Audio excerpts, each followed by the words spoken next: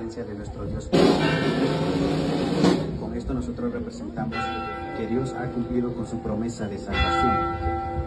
Finalmente, en la parte de atrás observamos a nuestro Dios Padre, sentado en su trono, finalizando con la leyenda: y su reino no tendrá fin.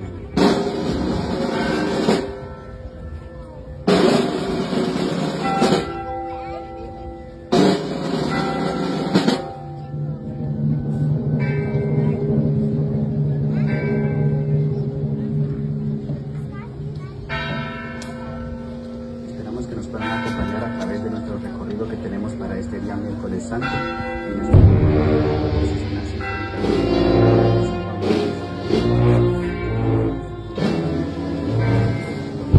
la batalla para incorporarse hacia la octava venida, que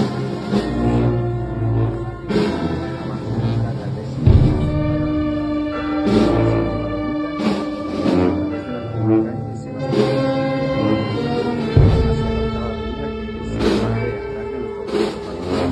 de nuestro